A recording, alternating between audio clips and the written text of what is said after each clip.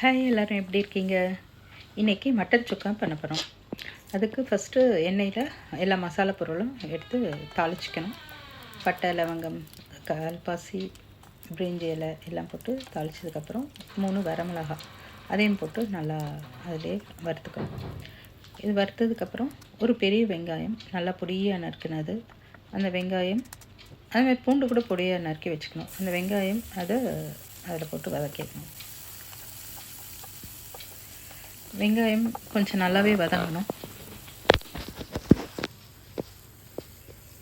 அதனுடைய பச்சை வாசனை எல்லாம் நல்லா போயிட்டு கண்ணாடி பதம் தாண்டி இன்னும் கொஞ்சம் நல்லா வதங்கி வரும்பொழுது கொஞ்சம் சால்ட் போட்டுக்கிட்டோன்னா கொஞ்சம் சீக்கிரம் வதங்கும். வெங்காயம் தக்காளிலாம் நம்ம வதக்கும் போது சால்ட் போட்டோன்னா சீக்கிரம் வதங்கிடும். இப்போ இஞ்சி விழுது 1 ஸ்பூன் அதை ஆட் பண்ணிக்கலாம். இதை நல்லா வதக்கணும். இது பச்சை வாசனை போனதுக்கப்புறம் நம்ம பூண்டை நல்லா பொடியாக நறுக்கி வச்சுருக்கோம். ஒரு பூண்டை 3 கட் பண்ணி வச்சுருக்கோம். இந்த மாதிரி நிறைய பூண்டு கட் பண்ணியிருக்கோங்களா, பொடியாக கட் பண்ணியிருக்கோம். அதையும் ஆட் பண்ணிக்கலாம். உங்களுக்கு வேணால் பூண்டு விழுதாக சேர்த்துக்கலாம். பட் இந்த மாதிரி பூண்டை கட் பண்ணி போடும் பொழுது மட்டனோட க்ரன்ச்சியாக இருக்கும். அது மென்று சாப்பிடும்போது நல்லாயிருக்கும். அது ஃப்ளேவரும் நல்லாயிருக்கும். நம்ம இஞ்சி பூண்டு விழுதாக போடுறதை விட இந்த பூண்டை இந்த மாதிரி கட் பண்ணி சிக்கனோ மட்டனோ செஞ்சோன்னா அது ரொம்ப ஃப்ளேவர்ஃபுல்லாக இருக்கும். நீங்கள் ஒரு டைம் ட்ரை பண்ணி பாருங்கள். ஸோ இப்போ இது நல்லா வதங்கிடுச்சு. வெங்காயம், இஞ்சி, பூண்டு எல்லாமே நல்லா வதங்கிடுச்சு. இப்போ நம்ம கட் பண்ணி வச்சுருக்கிற 2 சின்ன தக்காளி, ஒரு தக்காளி போதும். இது ரொம்ப சின்னதாக இருந்தாலும் நான் 2 ஆட் பண்ணியிருக்கேன். மட்டன் சுக்காலாம் பண்ணும்பொழுது ரொம்ப தக்காளி ஆட் நிறைய பண்ணிட்டோன்னு வச்சுக்கோங்க, அது அந்த புளிப்பு சுவை அதனுடைய டேஸ்ட் டிஃப்ரெண்ட்டாக வந்துடும். ஸோ தக்காளி கம்மியாக ஆட் பண்ணக்கூடும்.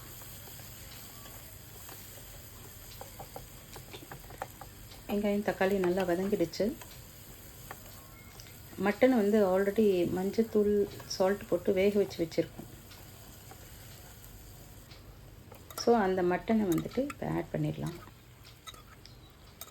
அந்த மட்டன் சூப் இருக்கு இல்லைங்களா, தண்ணி எல்லாமே அதில் விட்டுடணும். அப்போ தான் இந்த மட்டன் சுக்கா நல்லா டேஸ்ட்டாக இருக்கும்.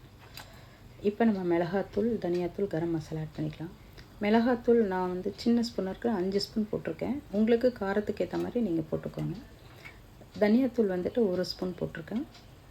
கரம் மசாலா ஒரு 1/4 ஸ்பூன் 1/2 ஸ்பூன் அந்த மாதிரி தான் போட்டிருக்கேன். ஏன்னா ஆல்ரெடி நம்ம மசாலா பொருள்லாம் சேர்த்துருக்கோம் இல்லைங்களா, அதனால் கம்மியாக சேர்த்துருக்கேன். உப்பு கூட நீங்கள் இதோடு பார்த்து சேர்த்துக்கோங்க. சேர்த்துட்டு இப்போ இதை நல்லா மிக்ஸ் பண்ணி கொடுக்கணும். இது நம்ம கொஞ்சம் கிளறிக்கிட்டே இருக்கணும். இதில் நான் கொஞ்சம் தேங்காய் ஆட் பண்ணியிருக்கேன். தேங்காய், சோம்பு இதை அரைச்சி அதை மிக்ஸ் பண்ணியிருக்கேன். இது ஆப்ஷனல் தான், உங்களுக்கு வேணும்னா விட்டுக்கலாம். பட் எங்களுக்கு அந்த தேங்காய் கொஞ்சமாக தான் போடணும், ரொம்ப போடக்கூடாது.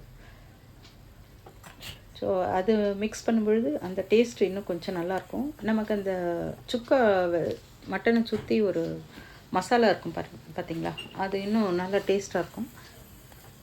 பட் தேங்காய் இல்லாமலும் செய்யலாம். இனி நம்ம மிக்ஸ் பண்ண வேண்டியது, சேர்க்க வேண்டியது எல்லாமே இதில் ஆட் பண்ணிட்டோம். இதை கொஞ்சம் மூடி வச்சு நம்ம இந்த சுக்கா அந்த ட்ரை ஆகிற வரைக்கும் வச்சிட்ருக்கணும். இது நீங்கள் மீடியம் ஃப்ளேம்லேயே தான் பண்ணணும். ஹை ஃப்ளேமில் பண்ணிங்கன்னா சட்டுன்னு அந்த கிரேவிலாம் கம்மியாயிடும். எப்போவுமே பாருங்கள், லோ ஃப்ளேமில் நம்ம குக் பண்ணால் கொஞ்சம் டைம் எடுக்கும். பட் டேஸ்ட் ரொம்ப அவசமாக இருக்கும், ரொம்ப நல்லாயிருக்கும் ஸ்லோவாக குக் பண்ணால். பட் நமக்கு டைம் இல்லாத காரணத்தால் தான் நம்ம எல்லாருமே ஃபாஸ்ட்டாக என்ன பண்ண முடியும், எப்படி பண்ண முடியும்னு பண்ணுறோம். பட் இன்றைக்கி நம்ம வீட்டில் லீவு தானே, வீட்டில் தானே இருக்கோம். ஸோ அதனால் நான் லோ டு மீடியம் ரொம்ப ஸ்லோவாக தான் குக் பண்ணுறேன்.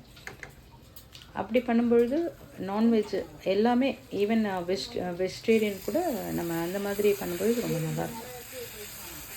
ஸோ இதை மூடி வச்சு தான் இப்போ ஃப்ரை பண்ணிகிட்ருக்கோம். ஆல்மோஸ்ட் எல்லாமே நல்லா ட்ரை ஆகிடுச்சு. இன்னும் கூட ட்ரை சுக்காவாக பண்ணலாம். அது ரசம், தயிர், சாம்பார் இதுக்கெலாம் ரொம்ப நல்லாயிருக்கும்.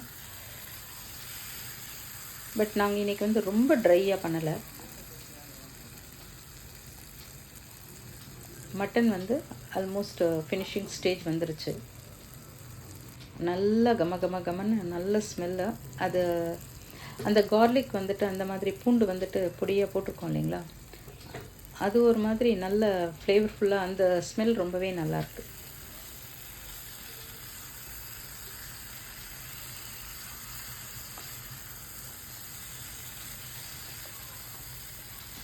மட்டன் சுக்கா ரெடி ஆகிடுச்சு. உங்கள் வீட்டிலலாம் என்ன லன்ச் இன்றைக்கி, என்ன பண்ணியிருக்கீங்க கமெண்ட்டில் சொல்லுங்கள். சப்ஸ்கிரைப் பண்ணாமல் பார்த்துட்ருக்கீங்கன்னா சப்ஸ்கிரைப் பண்ணுங்கள். அப்போ தான் எனக்கும் கொஞ்சம் மோட்டிவேஷ்னலாக இருக்கும். இது நல்லா இருந்து நீங்கள் செஞ்சு பார்த்து நல்லா இருந்ததுன்னா கமெண்ட்டில் எப்படி வந்ததுன்னு சொல்லுங்கள். இல்லை நீங்கள் மட்டன் சுக்கா உங்கள் வீட்டில் உங்கள் ஊரில் எந்த மாதிரி ஸ்டைலில் பண்ணுவீங்கன்றதும் கமெண்ட்டில் மென்ஷன் பண்ணுங்கள். நான் கண்டிப்பாக படிப்பேன் நான். ஸோ மட்டன் சுக்கா ரெடி ஆகிடுச்சு.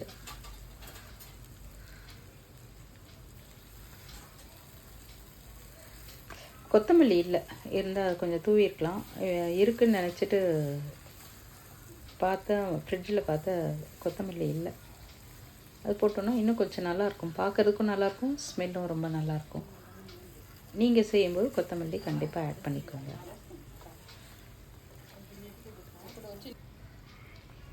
இன்றைக்கி நாங்கள் சாம்பார் வச்சுருக்கோம், மிளகாய் கிள்ளி சாம்பார். ஸோ அதுக்கு தான் மட்டன் வந்து சைட் டிஷ்ஷாக பண்ணிகிட்ருக்கேன். உங்களுக்கு ட்ரையாக வேணும்னா இன்னும் ஒரு எக்ஸ்ட்ரா ஒரு 5 to 5 minutes வச்சிங்கன்னா போதும், நல்லா ட்ரை ரோஸ்ட் ஆகிடும்.